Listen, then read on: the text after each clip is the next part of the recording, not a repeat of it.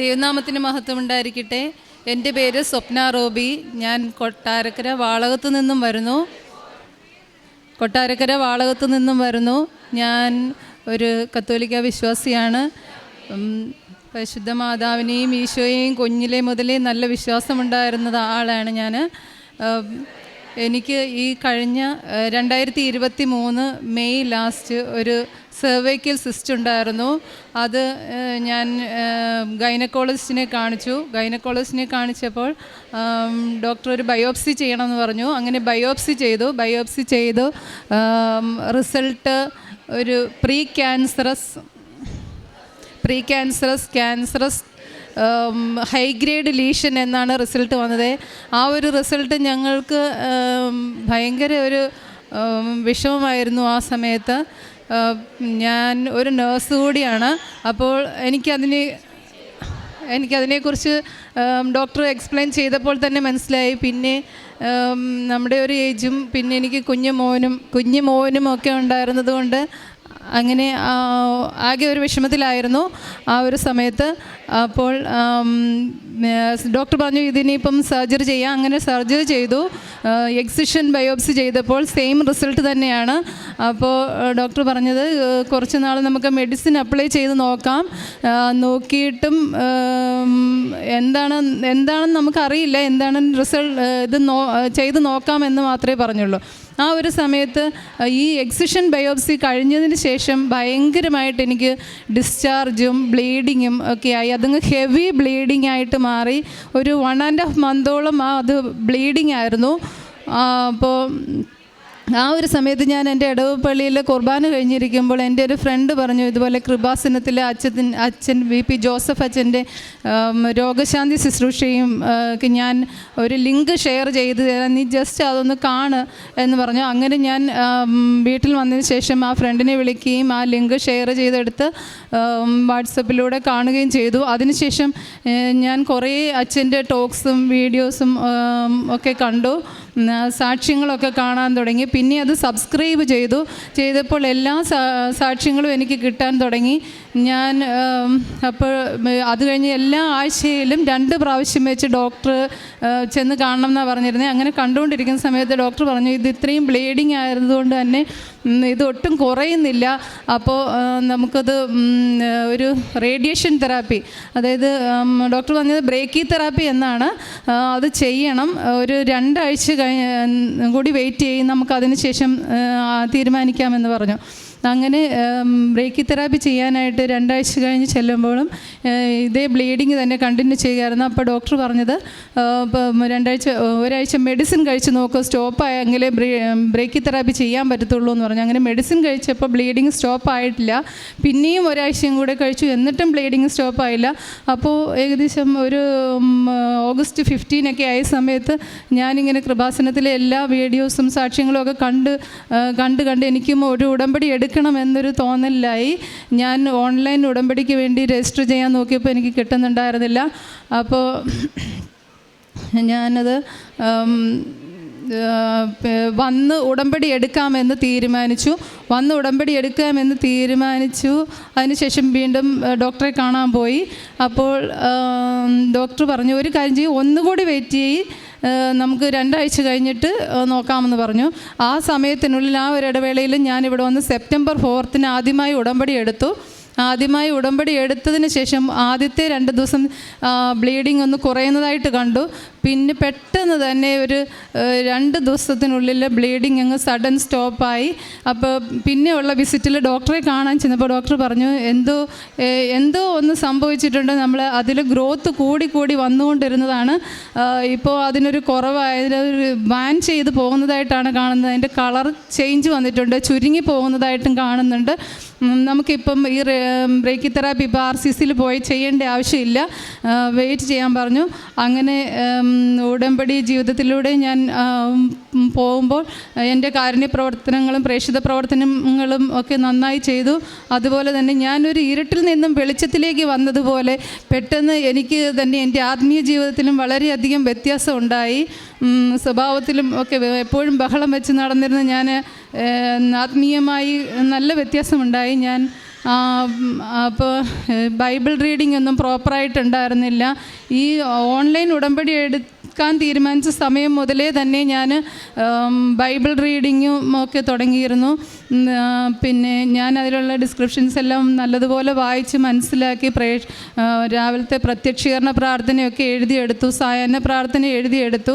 രാവിലെയും വൈകുന്നേരവും പ്രാർത്ഥിക്കാൻ തുടങ്ങി. ജപമാലയൊക്കെ എല്ലാ ദിവസവും പ്രോപ്പറായിട്ട് ചെല്ലാൻ തുടങ്ങി. അപ്പോഴത്തേക്കും പിന്നെ ഓരോ ദിവസവും ചെല്ലുമ്പോഴും ഡോക്ടർ പറയുന്നുണ്ടായിരുന്നു നല്ലപോലെ വ്യത്യാസമുണ്ടെന്ന്. നേർച്ച വസ്തുക്കൾ ഉപയോഗിക്കുന്നുണ്ടായിരുന്നു. ഞാൻ നേർച്ച ഉടമ്പടി വസ്തുവായ തൈലം വയറിൽ പുരട്ടി വിശ്വാസ പ്രമാണം ചൊല്ലി കുരിശ് വരച്ച് പ്രാർത്ഥിക്കുന്നുണ്ടായിരുന്നു. അത് എല്ലാ ദിവസവും ഉടമ്പടി എടുത്തതിന് ശേഷം ഇത് ചെയ്യുന്നുണ്ടായിരുന്നു. ഉടമ്പടി വസ്തുക്കളായ തേനും ഉപ്പും ഉപയോഗിക്കുന്നുണ്ടായിരുന്നു.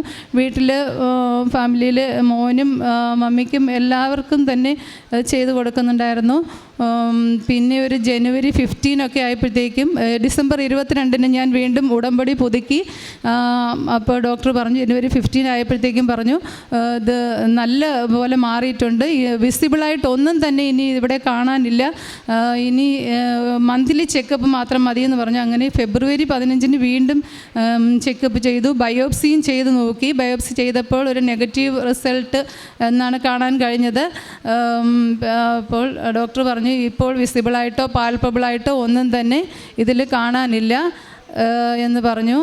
പിന്നെ ഈശോയ്ക്കും അമ്മ മാതാവിനും ഒരുപാട് നന്ദി. ഇനി എൻ്റെ ജീവിതത്തിലുടനീളം മുൻപോട്ട് അമ്മ മാതാവിൻ്റെ ഈശോയുടെയും കൈപിടിച്ച് ഉടമ്പടി ജീവിതത്തിൽ തന്നെ വിശ്വസ്തയോടെ പോകണമെന്നാണ് എൻ്റെ ഒരാഗ്രഹം.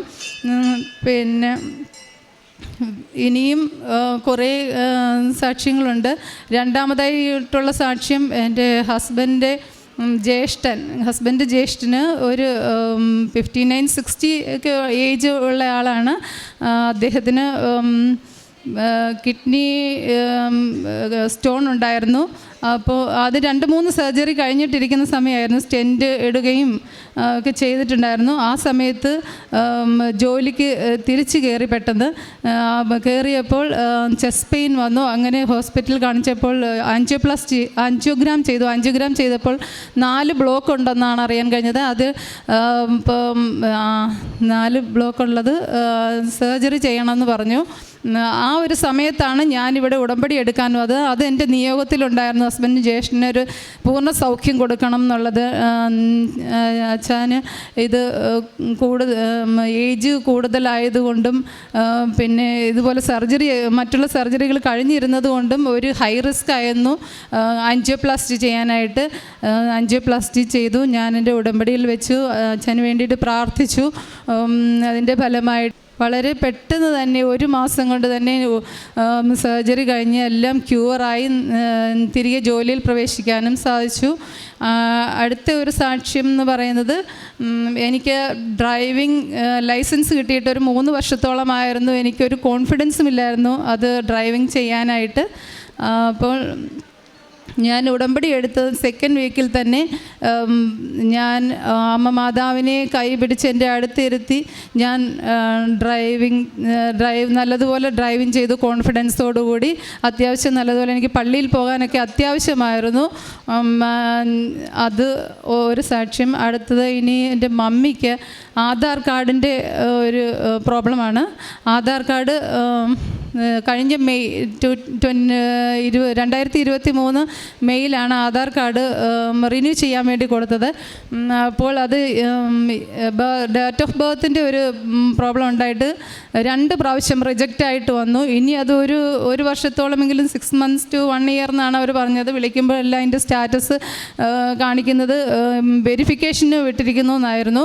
അപ്പോൾ ഞങ്ങൾക്ക് ഈ ജനുവരിയിൽ തന്നെ ബാങ്കിൽ അത്യാവശ്യമായിട്ട് ആധാർ കാർഡിൻ്റെ വല്ല ആവശ്യമുണ്ടായി. അപ്പോൾ ഡിസംബർ 22 ഉടമ്പടി പുതുക്കിയപ്പോൾ അത് ഞാൻ എൻ്റെ ഒരു നിയോഗമായിട്ട് വെച്ചിട്ടുണ്ടായിരുന്നു. 5 ദിവസം കൊണ്ട് 6 മാസം 1 വർഷം എന്ന് പറഞ്ഞ് ആധാർ കാർഡ് വെറും 5 ദിവസം കൊണ്ട് ഡിസംബർ 27 തന്നെ ഞങ്ങൾക്ക് കിട്ടുകയുണ്ടായി. പിന്നെ ഞാൻ ഇങ്ങനെയുള്ള എല്ലാ കാര്യങ്ങൾക്കും ഞാൻ ഒരുപാട് ഇനിയും സാക്ഷ്യങ്ങൾ ഉണ്ട്. ചെറുതും വലുതുമായ അനുഗ്രഹങ്ങൾ ഒരുപാട് ഉണ്ടായിട്ടുണ്ട്. എനിക്ക് ഞാൻ ചെയ്തിട്ടുള്ള കാരുണ്യ പ്രവർത്തനങ്ങളെന്ന് പറഞ്ഞാൽ സാമ്പത്തികമായി ബുദ്ധിമുട്ടുള്ള ഒരുപാട് ആൾക്കാരെ സഹായിക്കുന്നുണ്ട്. പിന്നെ ഓൾഡ് ഏജ് ഹോമിൽ ഫുഡ് വാങ്ങിച്ചു കൊടുക്കുന്നുണ്ട്. എല്ലാ ചൊവ്വാഴ്ചയും ഭക്ഷണപ്പൊതി കൊടുക്കുന്നുണ്ട്.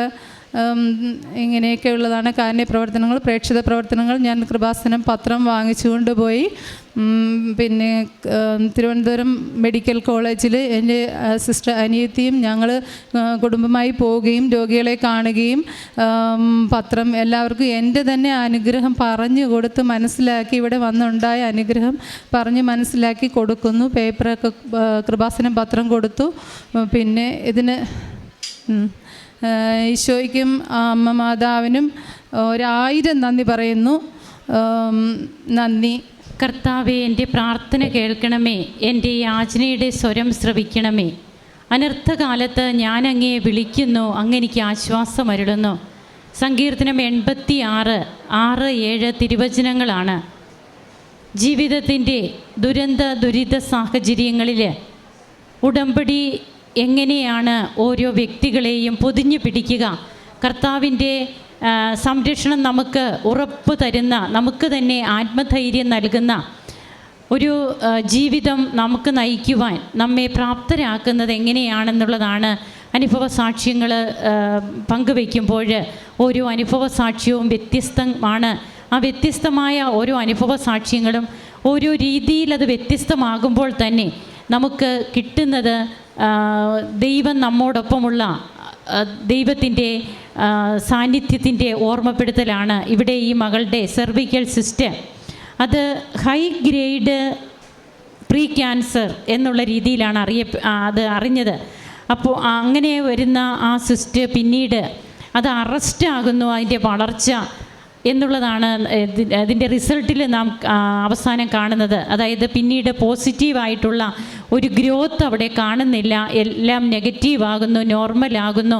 അപ്പോൾ അതിന് മുമ്പ് ഈ മകൾ കടന്നു പോകുന്ന പല സാഹചര്യങ്ങളുണ്ട്. അങ്ങനെ അതാണ് ഉടമ്പടി എടുക്കുവാനായിട്ട് ഈ മകളെ പ്രേരിപ്പിച്ചത്.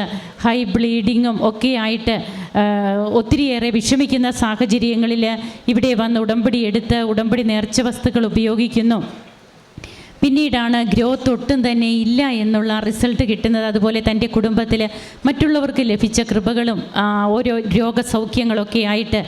അതുകൊണ്ടാണ് തിരുവചനം പറയുക, അനർത്ഥകാലത്ത് നാം വിളിക്കുമ്പോൾ കർത്താവ് നമ്മുടെ കൂടെ നമുക്ക് സമീപസ്ഥനായിട്ട് നിൽക്കുകയാണ്, നമ്മെ കൈപിടിച്ചുയർത്തുവാൻ. നാം ആയിരിക്കുന്ന അവസ്ഥയിൽ നിന്ന് കാരുണ്യ പ്രവർത്തികൾ, പ്രേക്ഷിത പ്രവർത്തനം, അതുപോലെ ആത്മീയ ജീവിതത്തിലൊക്കെ വന്ന മാറ്റം.